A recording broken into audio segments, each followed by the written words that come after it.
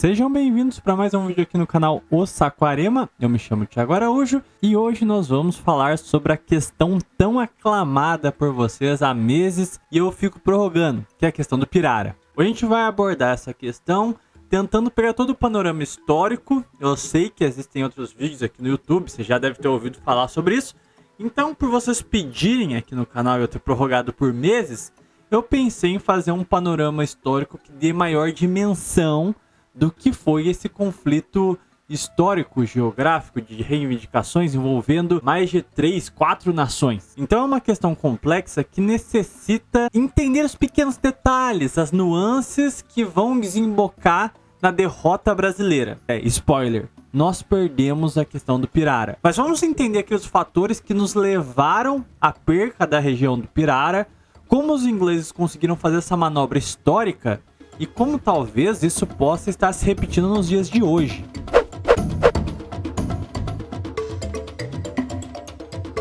Pois então, nós temos ali historicamente alguns grupos que vivem na região de indígenas nativos, né? Principalmente do tronco linguístico dos Caribes. Entre os que estavam ali nós tínhamos os Patamonas, os Macuxi, que vão ser o grupo principal, que vão girar em torno dessa polêmica aqui, e os Waiwai. Existem outras denominações ali que vivem por ali também, mas essas são as 3 principais segundo os estudos que eu encontrei sobre o período e que são citados nos documentos envolvendo as disputas. Quando nós falamos da questão do Pirara, nós estamos falando do rio Guaianá, que basicamente fica próximo à fronteira ali de outros 2 rios, que é o rio Cotingu-Tacutu e o Boruburu e Essequibo. Eu não sei se eu estou pronunciando aqui os nomes corretamente, então é mais para você se situar geograficamente, caso você queira procurar aí no Google Imagens, qualquer coisa do gênero, para você conseguir visualizar melhor a região.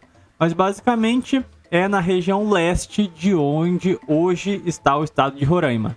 Lembrando que essa região é fronteiriça com a Venezuela e com a Guiana, antiga Guiana inglesa. Mas a gente vai observar que basicamente os conflitos na região datam ali do final do século XVI já, que a Guiana ela vai ter algumas características de cunho europeu, ou seja, que denomina a sua colonização, mais ligado aos Países Baixos, preponderantemente se referindo aqui à Holanda, uma tradição germânica, ou seja, de igreja reformada, protestante, né? Então, isso vai ser uns pontos muito importantes para desembocar na contestação inglesa da região. Basicamente, no século XVI, a gente vai ter as Províncias Unidas dos Países Baixos, né? Que estavam ali tentando sua independência, porque eles haviam aderido ao protestantismo. Lembrando que toda essa região, da Espanha aos Países Baixos, eram da coroa Habsburgo. Então, basicamente, a gente já tinha, desde a metade do século XVI para frente, um conflito entre os católicos e protestantes, que vai desembocar, inclusive, em guerras entre as duas denominações na Europa. Mas, de toda forma, o que é importante aqui é que, enquanto esses protestantes holandeses dos Países Baixos ainda estavam sob a coroa Habsburgo, eles tinham livre navegação nas possessões espanholas, porque basicamente correspondiam ao mesmo império. Então, basicamente, os holandeses tinham autorização de navegar e principalmente comercializar, que era o que eles mais faziam, na Costa Selvagem e também nas Ilhas Trinidade e Margarita, que basicamente eram as sedes do governo espanhol no Atlântico Norte. Quando a gente tem todo o processo de separação formal dos Países Baixos, eles se tornam uma confederação e tudo mais, a gente vai ter as guerras, né, da Holanda contra a Espanha. Então a gente vai ver a tentativa e esses contatos que já foram feitos antes da secessão, eles aprofundando principalmente aqui na América do Sul. Então eles vão utilizar essas autorizações que eles tinham de navegação e comercialização para reivindicar as terras. Também tem toda a questão, né, que teve a invasão do Nordeste brasileiro pelos holandeses e tudo mais, período da União Ibérica, né? Mas, de toda forma, o grande ponto aqui que nos cabe ressaltar é que, independente dessas pequenas nuances, eles conseguiram, de fato, ocupar a costa da atual Guiana. O governador da província de Essequibo, ele se chamava Storm van Gravesend. Eu não sei se eu pronunciei corretamente, mas isso aqui é o de menos. Basicamente, ele tinha uma vontade de expandir as possessões holandesas na Guiana para tentar chegar à região de Savannah. Então ele ia tentar adentrar o território. O problema é que já existiam tanto a Venezuela espanhola, como também o Grão-Pará português. Então não foi possível fazer essa expansão. Mas os planos do Gravesend aqui era justamente conseguir essa expansão holandesa na região através de alianças e comércio. Fomentavam bastante o tráfico de indígenas, então eles iam para dentro do território, capturavam, faziam de escravos e vendiam na parte litorânea, onde necessitava de mão de obra, mas eles também conseguiam se estabilizar através de alianças comerciais com tribos do interior. Então, basicamente, eles iam querer aprofundar essas alianças comerciais que faziam com essas tribos para então reivindicar essas terras como holandesas. Só que aí entra em conflito porque essas tribos, teoricamente, estavam em território espanhol e português. Basicamente, eles não tiveram capacidade nem força política quanto militar para fazer essas reivindicações. O projeto não deu certo. Apenas se tem as cartas desse governador falando sobre as suas pretensões, suas tentativas, mas não se efetivou. Isso é importante que vocês observem. O percurso de tudo isso aqui que eu estou comentando já é no século XVIII, tá bom? Então a gente tem os conflitos de secessão no século XVI por parte dos Países Baixos, depois o projeto ultramarino holandês, principalmente se efetivando no século XVII, e vai ter o seu fim também ali no século XVII, e vai tentar uma sobrevida no século XVIII, mas aí vão vir as guerras com a Inglaterra emergindo como potência marítima também, que vai quebrar as pernas da Holanda. Então, basicamente, eles estavam tentando se estabilizar aqui em uma época que já era meio que pós-era de ouro da Holanda. Então, só para que vocês tenham mais ou menos em mente o período em que essas coisas aconteceram e o contexto em que cada uma dessas situações se desenrolaram, basicamente. O que acontece é que em 1814 vai ter uma convenção em Londres, onde a Guiana vai ser entregue à Inglaterra. Então não cabe aqui ficar suscitando as questões envolvendo essa entrega por parte da Holanda à Inglaterra, porque tem a ver nesse contexto das guerras anglo-holandesas, que seria um tema para um outro vídeo. O que importa você entender aqui é que passaram as mãos da Inglaterra à Guiana, até então holandesa. E naquele mesmo território já delimitado, não conseguiu ter sucesso para cima dos territórios ibéricos. Isso é importante se enfatizar.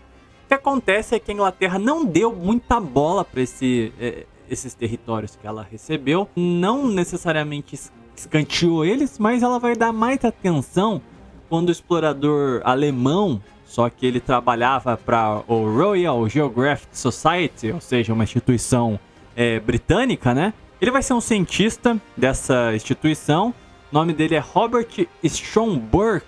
Não sei se eu falei corretamente o nome dele, mas de toda forma, ele fez uma expedição ali na região fronteiriça entre Brasil, Venezuela e Guiana, na região que nós conhecemos como Pirara. Na verdade, ele fez um reconhecimento um pouquinho maior, catalogou as tribos que ali viviam, descreveu o terreno, fez mapas, etc. Vendo as riquezas ali da região e o potencial, principalmente relacionado ao controle das navegações que aquela região poderia propiciar à Inglaterra, eles passaram a reivindicar aquela região como parte da herança holandesa que caiu na mão da Inglaterra.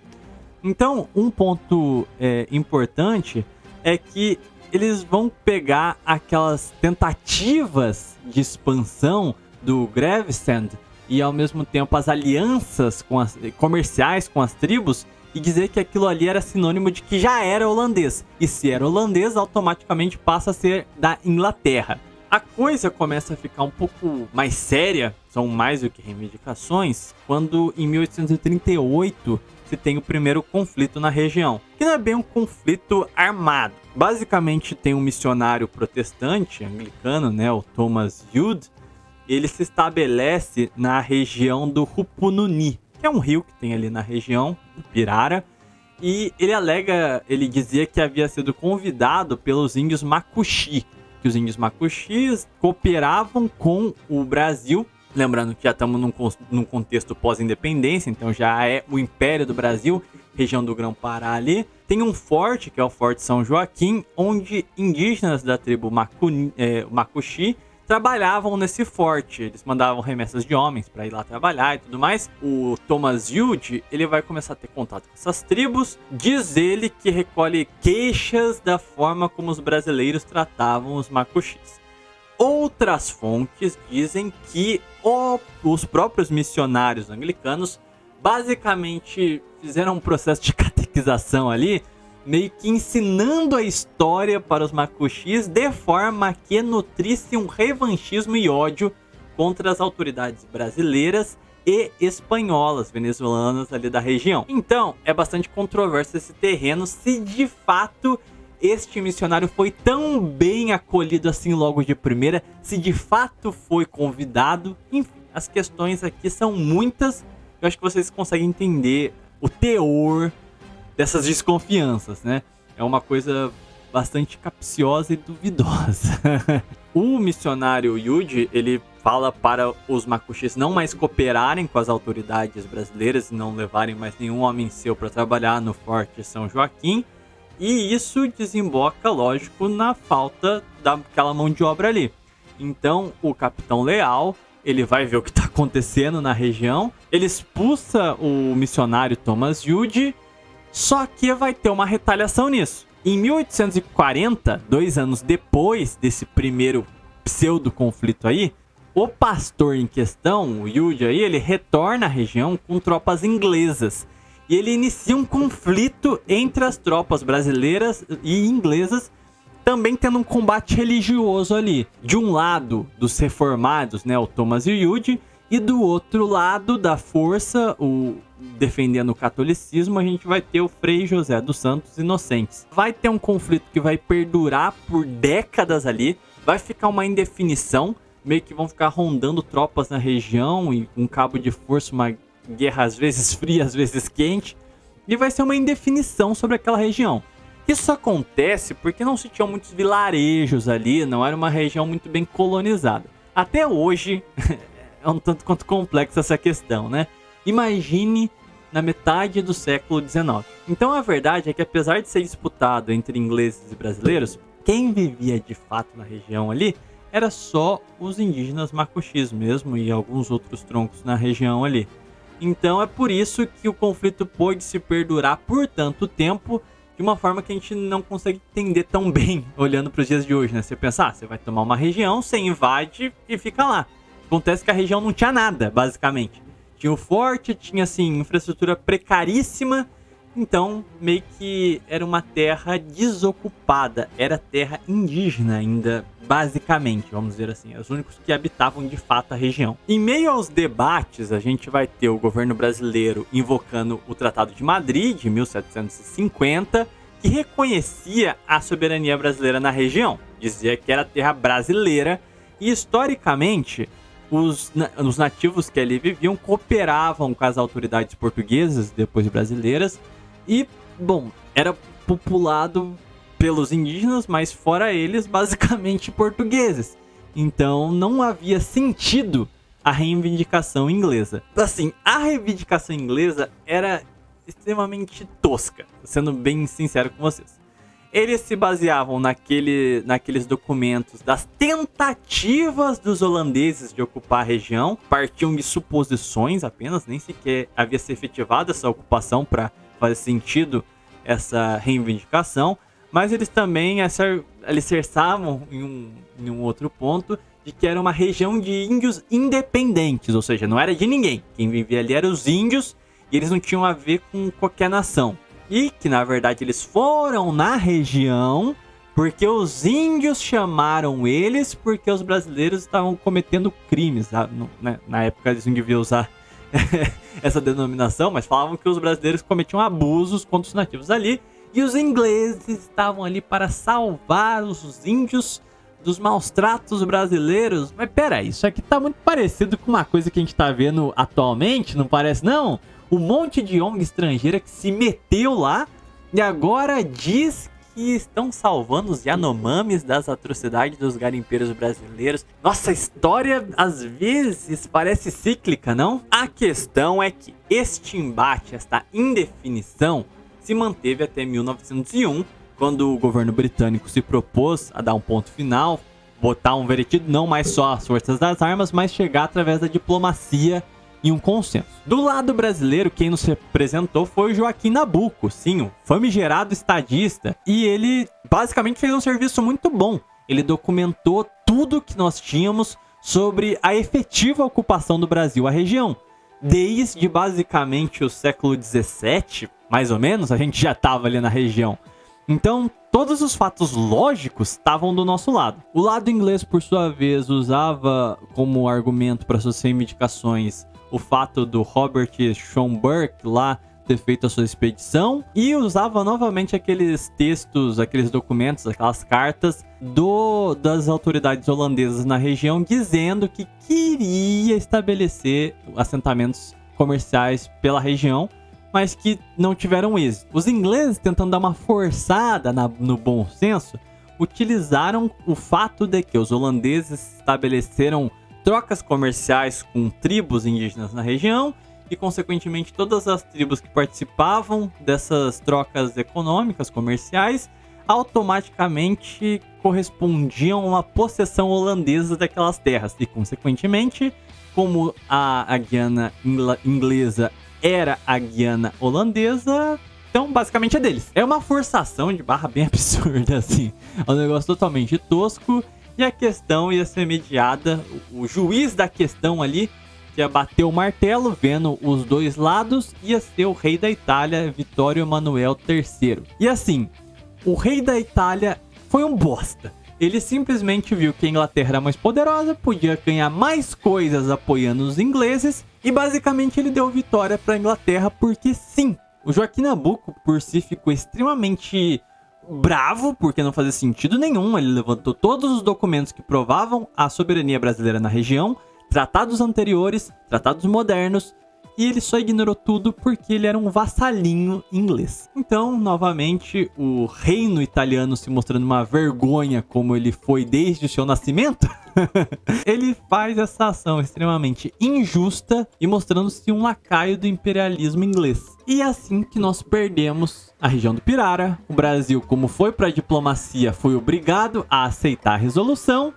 e perdemos a região. Eu diria que o principal ponto que nos fez perder de fato não é nem tanto a questão diplomática. Porque, querendo ou não, as nações fortes mandam no mundo. Diplomacia nesses termos, como a situação estava dada, eu acho que era difícil um resultado diferente. São muitos poucos homens que têm a honestidade de julgar o que era correto e não vendo seus interesses, tá entendendo? Então eu acho que o que nós devemos de fato ter feito, e inclusive devemos fazer até os dias de hoje, um dever que está pendente, era ter integrado estes indígenas à cultura nacional. Ter enviado colonos à região, catequizado todos e integrado-os à nação. Assim, não haveria como essas nações imperialistas estrangeiras utilizarem os nossos povos nativos contra nós. É o que eu entendo até os dias de hoje. Só dá para você dizer que um território, você é soberano nele, você tem um monopólio da força sobre ele, se as pessoas que ali vivem são de fato integradas ao Estado-nação. Sem isso, é muito relativo e você está deixando um flanco aberto para que o estrangeiro venha e se aproveite dessa sua fragilidade. Então, eu não diria nem que o foco, a lição máxima que nós podemos tirar da questão do Pirara seja a questão diplomática. Isso eu acho que o Nabuco fez tudo o que ele poderia ter feito. Racionalmente falando, logicamente falando, o Brasil saiu vencedor do conflito. O problema é a política. Então, mesmo a gente tendo feito tudo certo, corretamente, diplomaticamente falando, nós perdemos. Então, eu acho que a melhor lição de casa que poderia ter sido feita nessa questão teria sido essa integração devida dos nativos na sociedade brasileira. Bom, é isso aí. Se vocês gostaram do vídeo, não se esqueçam de deixar o seu gostei, confiram a inscrição no canal, cogitem fazer uma contribuição aí, tem o valeu. Eu vou ficando por aqui e até um próximo vídeo ou live.